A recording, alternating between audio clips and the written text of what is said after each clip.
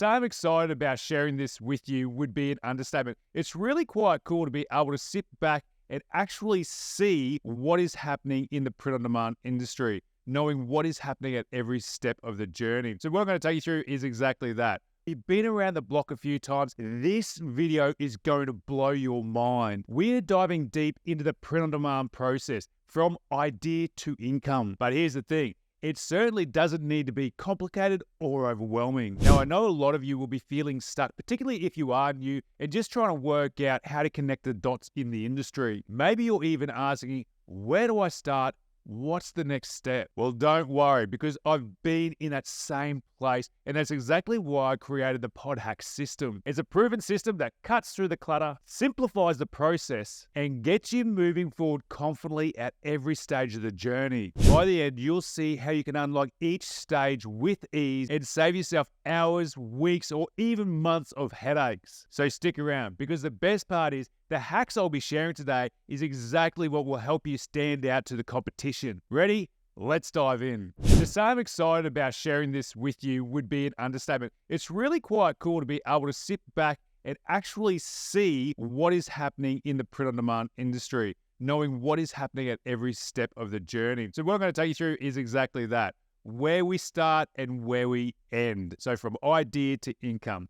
So at the very top, before we get started, we need a niche. We need someone who we're going to create products for. Now, it's very important that you create products for people that are actively searching or looking to buy those products, as opposed to creating something that you just want to come up with. We want to make sure that there is demand there. So what we can do with the niche is we start to stack the odds of success in our favor by doing a few things. So when targeting, when thinking about our niches, we've got the broad and specific. Now, within the broad, you've got open targeting, where you've really got no one that you're focused on. You've got the family, which is brothers, sisters, granddaughters, uncles, aunties. And then you've got the relationship, which is husband, wife, wife, husband, fiancés, boyfriend, girlfriend, that type of thing. To give you an example of what open targeting would be, is creating a product like this where there's no real idea of who you're creating the product for. So my mother raised me to be the most kind-hearted person you'll meet. But if you mess with me, I'll show you why I have my father's last name.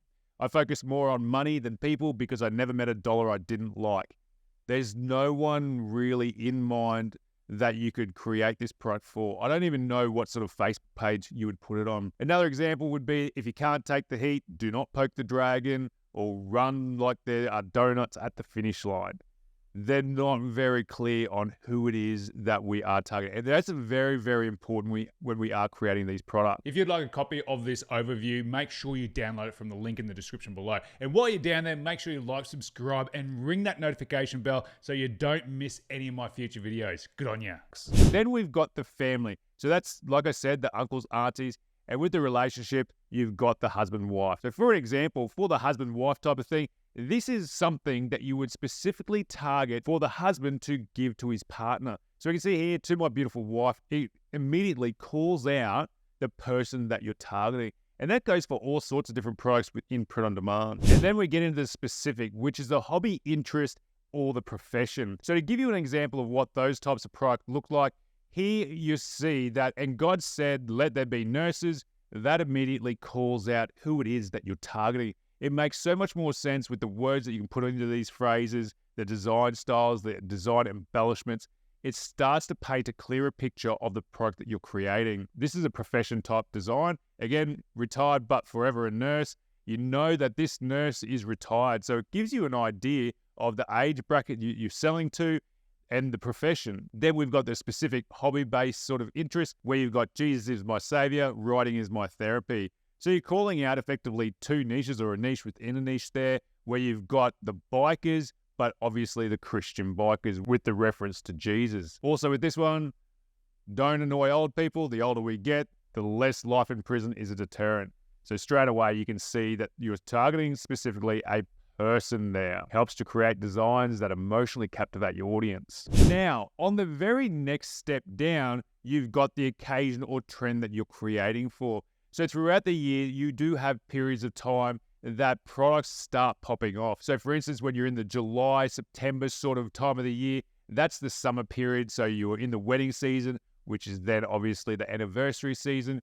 but creating your products allows you to carry it through to Q4 as well, because if you're focused on the husband-wife angle, you're going to be able to capitalize on the gift-giving period and then carry them through to Valentine's Day next year. Now, to simplify this, with the pod hacks method, where I take you through the perfect niche process, that's where I'm teaching you how to select the perfect group of niche buyers. The thing is, when you're finding an audience that you want to sell to, you don't want to be so broad and so general and design something for everyone, because it'll appeal to no one and you'll make no money. With the perfect niche process in the pod hacks method, what I'm doing is allowing you to target a niche that allows you to be a bit more specific with the designs you're creating and allow you to scale and still make a lot of good money. And then once you've chosen the niche that you want to focus on, the holiday or trend that you're going after, that then leads you into the next step, which is the products. So now we've got our niche, we need a product. And if you're on Facebook, it's very important to have a product focus. On Etsy, it allows you to have a little bit more variety in what you can create at any one time. But the main categories within print on demand, the thing is, if you can print on it, chances are you're going to be able to find a supplier that's going to be able to print for us and fulfill it, sending it straight to our customer. So the main categories of products, we've got jewelry, metal art, apparel, home decor, and accessories. Now, within each of those categories, we have specific suppliers that are either generalists or specialists when it comes to that product type. So with the suppliers for jewelry, you've got Shine On, Own Print. There are others, but they're the main ones I work with. Shine On, they started as a specialist in jewelry. They are starting to branch out a little bit into other products, but they have a range of really cool stuff. But their jewelry is really top notch. Same with Own Print, great quality products. Then you've got your metal art. You've got suppliers like My Easy Monogram, Zoncraft. Also, T-Launch have a really good user interface to make it easy for you to upload those designs. Then you've got apparel. There's so many different suppliers for that. I love Subliminator. They have really good top quality products all over print, high margin, which is what we want. You've got AOP Plus, who are a little bit more focused on the European market. And again, they do a great job of all over printed products. And then you've got the accessories. So the more generalist type suppliers, you've got T-Launch, Gear Bubble, Guten, Gelato, Printify, Printful.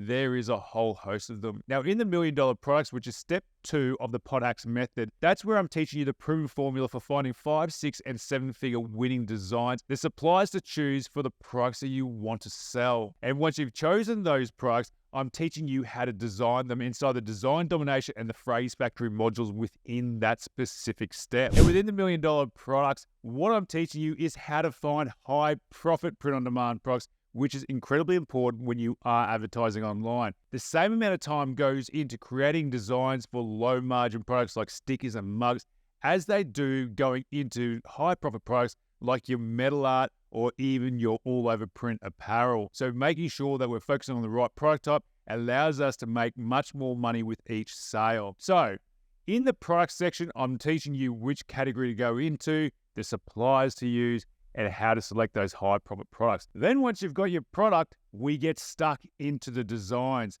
Now, there's a few things that make up creating good quality designs that have a great chance of success.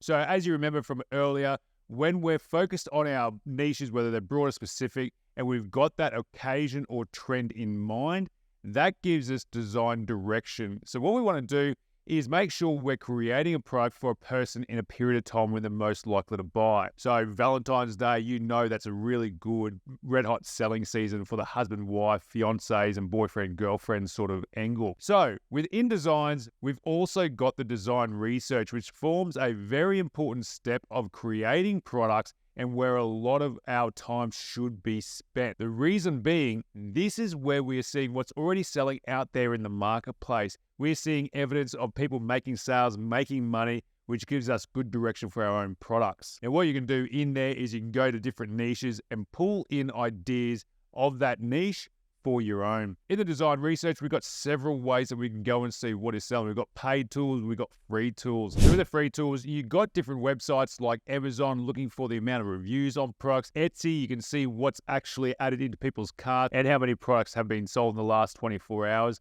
You can see by the bestseller badge or Etsy pick badges as well. Also by deep diving into Facebook and following different pages over time, what you're going to see are the different businesses that are advertising, and you can often judge by the level of engagement on those ads whether or not that product is being advertised heavily. Now, if we take a look into a keyword research tool, I've got one here called eRec, and it's incredibly powerful. So this is specifically for Etsy, but if we come in here and we have a look for golf, it's going to give us some very, very important data. So firstly, we are targeting the USA. So with the search trend we're seeing here right now through September through to December is a really good time to be in this particular niche. But if we come down, what we can start to see is the sorts of things people are looking for. So we've got golf gifts, golf towel, disc golf, golf gift. There's lots of interesting keywords there. And they're the things that start giving us direction into what's being searched for. So this is particularly interesting if you are creating products for Etsy, but equally it tells you whether or not, or gives you a good idea whether or not somebody would be advertising the same sort of product on Facebook. So here, the golf towel, very interesting. There's 1,400 searches a month, very little competition there, but that is giving us good data that we can then go and have a look. Now, if we come over into Etsy and we search for golf towel, we're going to start seeing what is actually selling. So we can see with the popular now that these are actually products that are selling. So if we open them, we can start to see what's happening on each of those. So in demand, 3 people bought this in the last 24 hours. In demand, 6 people bought this in the last 24 hours. So we're starting to see that sales are being made on that product. So that's very cool. So what we can do now is go, okay, I'm going to save that design. I'm going to put that in my board, wherever you want to save these ideas, before you start creating your own designs for this particular keyword. So whether or not you want to design for Etsy or advertise on Facebook, this is one way to see that products are actually being sold, and it's worth your time creating products and designs as well. So that method is using eRank, which is a paid tool. It's only $10 a month, but it gives you that really cool data to see whether or not we should go and have a look on Etsy where we can get further detail. So one other thing we can do with another paid tool, so using the free Etsy search, you can see what's selling. But if we use a tool like Everbee, we can come over here, go into the product analysis. We can search by monthly revenue, and we can see here that the estimated monthly revenue they are making, this one is just under $6,000 a month. This one is just under $4,000. So yep, money's being made. That's worth our time to look into. Now, if we go over to Amazon, we're going to see a similar story as well. So on here, if we search for golf towel, all right, so what we're looking for here are designs on towels where we can actually do something. So on this towel here, we can see it's got 1,600 reviews, and it's doing pretty well, but there's nothing on there that's saying that it is a print-on-demand product that we can create something unique for. So we just want to scroll through. There's a golf towel for pickleball. That is interesting. Not relevant. Lines, 108. But this also tells me that there is opportunity here. They are being sold. You know, this one's making a decent amount of sales with 3,200 reviews there. Another 3,200, unless that's the same one. That's the same one. 1,400, 800. So I'd be confident to start creating something. So this one here, this is actually a print-on-demand design you could easily do. And that's got 500 reviews on it. This one's a Trump one. It's got 9. Sold some. I use this towel to clean my balls.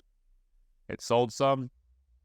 So that's how you're actually doing your research. It's just finding evidence of these products being sold out there already. Now, what we need to be mindful of when we're looking for these designs is whether or not a product or design is phrase-based or if it's image-based designing, because that's going to allow us to understand what the product is that we're selling and move us through to creating a product that actually connects. So with phrase-based, that's more things like print-on-demand jewelry, canvas wooler, blankets, anything that you're putting text on, that what you're trying to do with that text is emotionally connect with a person. So again, use an example of jewelry. We can see here that this is a phrase-based design. The thing that sells this product is not the piece of jewelry. It is the words that is put on this card in behind. From the moment I met you, you captured my heart and took my breath away. I'm so lucky that I get to call you my wife and spend every day by your side. I'll always choose you, no matter what life throws our way. My world, my everything, my one true love, you love your husband. Now, that is captivating. What we need people to do is when they instantly see our products, we want them to read what is actually selling them. So it's important to know what parts of that phrase you need to make stand out, where the attention needs to go to our product, because once you make sure that you're captivating that attention from the instant someone sees it, that's when you know you're creating products with the best chance of success. So this is a phrase-based style of design. Now, if we look at an example of metal art, we're seeing here that this is an image-based design because it is what's on the product in terms of the design embellishments that's put on there that is going to captivate the people that we're targeting. So in this case, this is a piece that I've sold 6 figures with. You've got the motorbike there, which instantly stands out to the bikers. Very important. The next key component of this particular design is the kissing couple. Then you've got the anniversary date and obviously the personalization of the name as well. So that's an image-based design where so much is about what is actually in the design. Again, this is another example of what I created. Biker dad like a normal dad, only cooler. Again, it is all about this image through the center. The dad with his kids in front of his motorbike. Moto dad, like a regular dad, only cooler. So obviously the motorbike in the middle is going to call out that niche and allow the people who see it in the newsfeed to stop and actually take a look at what they're seeing. Another example, biker dad, like a regular dad, only cooler. Again, another variation of the design earlier where we're focused on that design. So that's where you're seeing the design-based versus the phrase-based style of product. So once we've got our products and we've got our design, whether it's image or phrase-based, we then move on to actually uploading those products. So the way I simplify that process with the pod hacks method is inside the design domination, I'm teaching you how to create designs in a way that instantly captures the attention of your target audience. You need to know what fonts connect with people, what colors resonate with a particular niche, the design embellishments to put on it, all the words to call out. When you bring all these elements together within the design domination, you do exactly that. You are able to create products that instantly stop that scroll, have people paying attention, and give you the most chance of success every single time when you create a product, upload it, and advertise it. Now, once you've got your designs done, once they're uploaded and you've got the product mock-ups from your supplier, it then takes us into actually driving traffic to that product to ensure that we are making money. And that's where we get stuck into the store. Now it's starting to get very exciting. So we need a store or a place that we're going to sell these products on.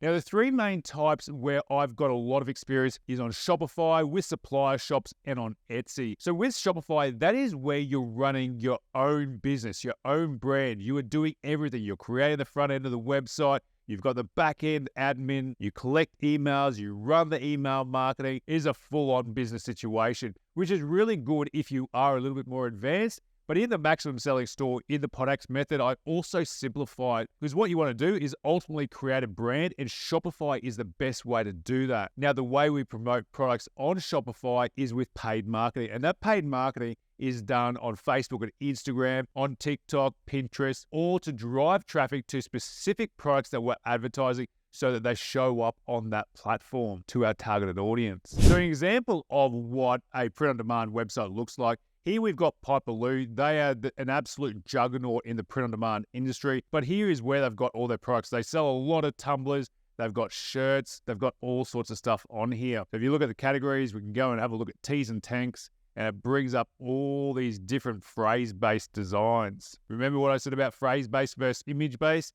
Here, what we've got is Southern-inspired designs focused on that specific market. Looks like I may accidentally get drunk on purpose today.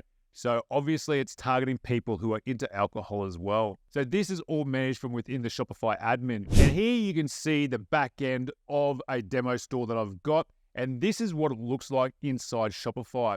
So here we've got all the products, all the designs that we've uploaded to our supply. In this case, I've been focusing on metal art. And that's what I'm guiding you through inside the maximum converting store, is how to set up for metal art and all sorts of different products. But you can see here, we've got the products. We've got our analytics to tell us a bit more about who's coming from where, how are we making these sales. Then we've got a whole bunch of different apps that help us make even more sales, increase our average order values. You have so much more control over how much money you can make within your own business. With supplier shops, it removes a lot of the moving parts within running your own print-on-demand business.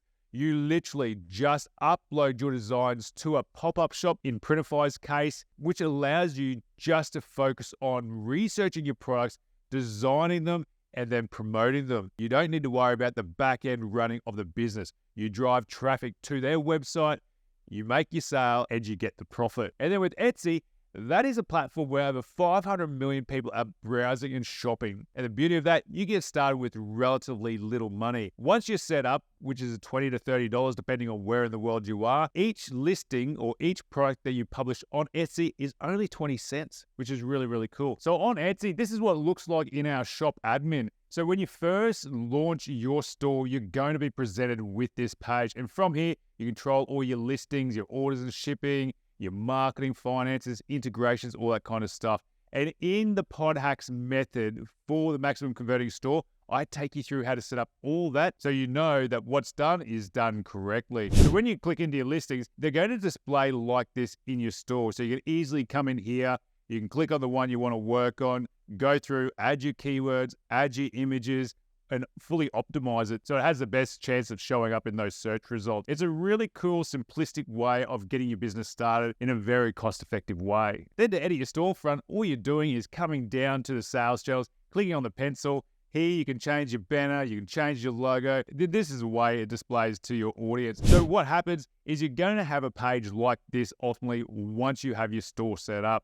So your products are going to look like this. But if we go and have a look at this store, that admin I just showed you, this is what it's going to look like when it's filled up with all your different products. Super, super simple. Very, very cool. So that 20 cents gives you the opportunity to get in front of thousands or millions of people for next to nothing. So with $10, you have 50 opportunities to find a winning product that can make you thousands of dollars. Now, it's important to understand how to set up a top quality store. So in the maximum selling store, in the Pod Hacks method, which is step 4, that's where I'm teaching you how to set up your store step by step so that you set it up in such a way there's no red flags going off when your audience gets there. They are confident they're going to receive that product. And that's ultimately what you want to do. You want your customer to see that product in that news feed, check out on your website, and not worry about whether or not they're going to receive that design. So in the maximum selling store, I'm making sure that your customers are completely confident with that process, which ultimately means more money in your pocket. And once you've got your store set up with Etsy, I'm also giving you the step-by-step process of setting up your Etsy store. It is incredibly important that all the policies are filled in,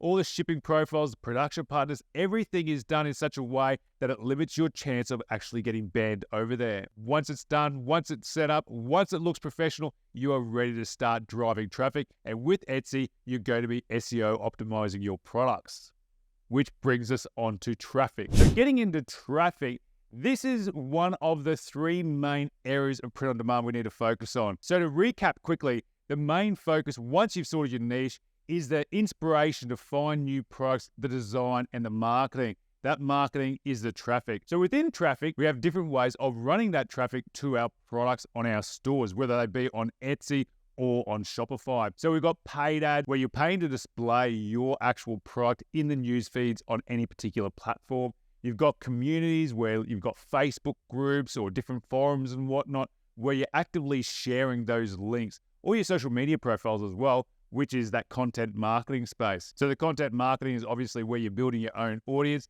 The affiliates is where you're reaching out to people to get them to promote your product for a percentage of the sales that they make.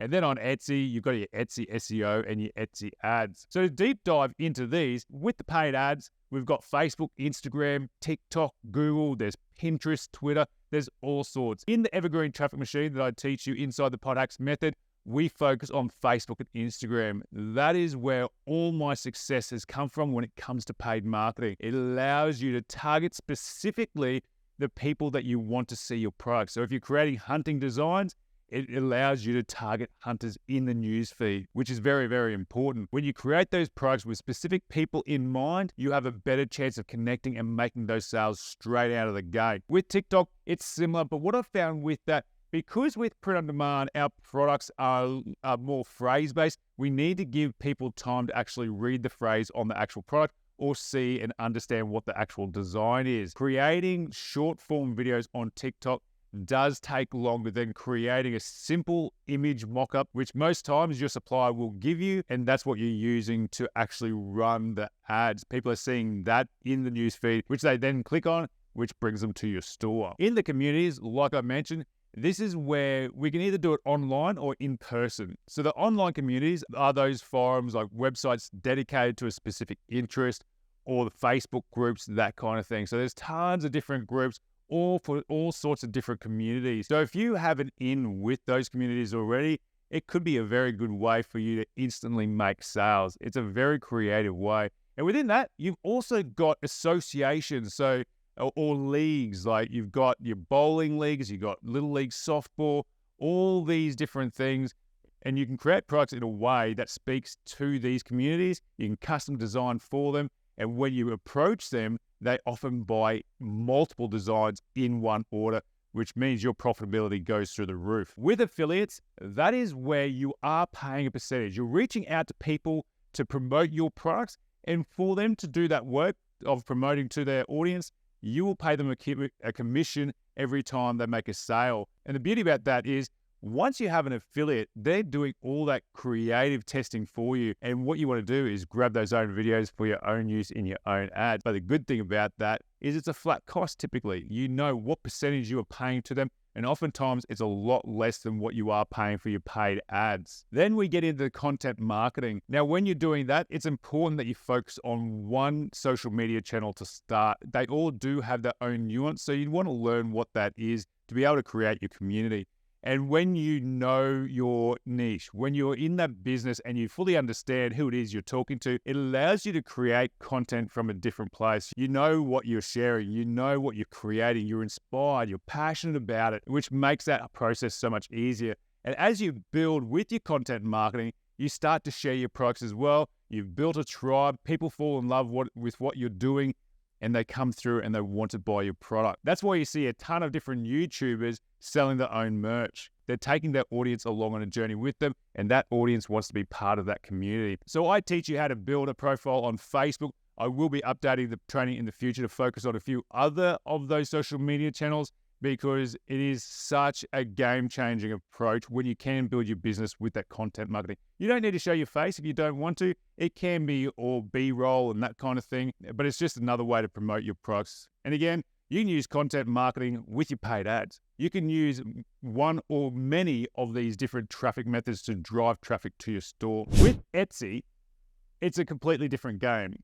So we have search-based, which is intent-based shopping, or we've got discovery-based or interruption marketing, which is happening with our paid marketing. The difference being, when people are scrolling on their social media platforms, they're not there actively looking for a product to buy.